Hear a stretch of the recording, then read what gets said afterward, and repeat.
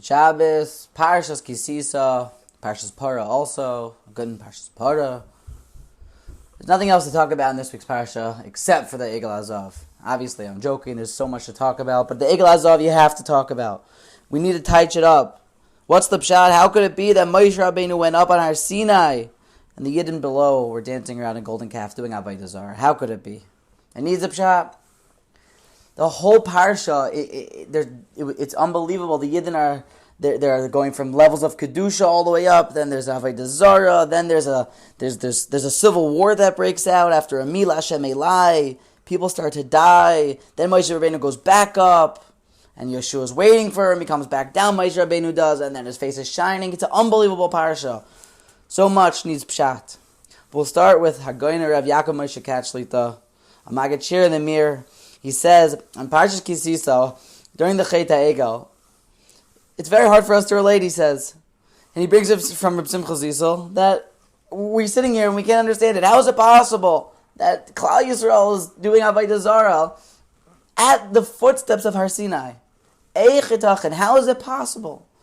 So we know that the measure says that the Satan, or the Yetzer Hara, whatever it was, he came and since they miscalculated as to when Moshe Rabbeinu was going to come down from Har Sinai, they were one day off on their calculations. Moshe Rabbeinu was going to come down the next day, but they weren't sure where Moshe was, started to ask around. And then the Yetzer Hara, or the Satan, came and made like a demus, made like a picture of Moshe Rabbeinu up there, as if he had died. That's what is brought in the Medrash. And then everyone started to say, oh my gosh, Moshe Rabbeinu died. There was a picture of his coffin there, it says.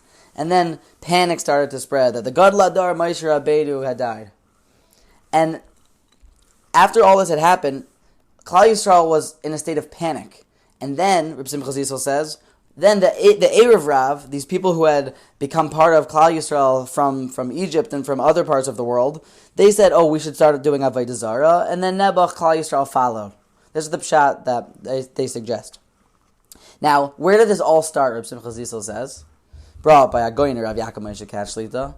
It all started from the state of panic. That it's not possible for us to understand even how Klal Yisrael could do such a Naveira, and it probably still needs some sort of a pshat. But as soon as they were one day off on their calculations, and then the Satan came and he made a demus of this of Moshe Rabbeinu as his coffin.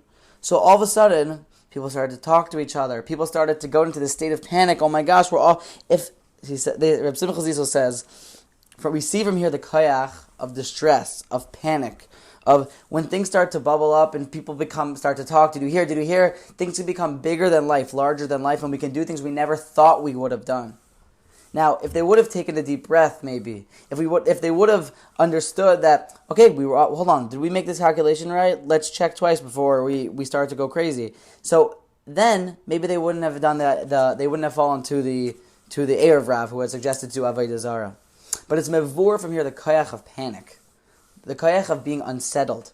Sometimes when we're at a crossroad with something, if we look how the Gedolim do it, that when they're at a crossroad with something, they take a deep breath and they let their brain think, right? And anyone who's the greatest in their area, no matter if it's sports or it's Kaviyachol Torah or anything, it's that they're the greatest under pressure. That when things are crazy around them, they're still able to be calm and content and exactly clear as to what their goal is. When there's a second on the clock, they don't get all stressed out. They do what they've done the whole time.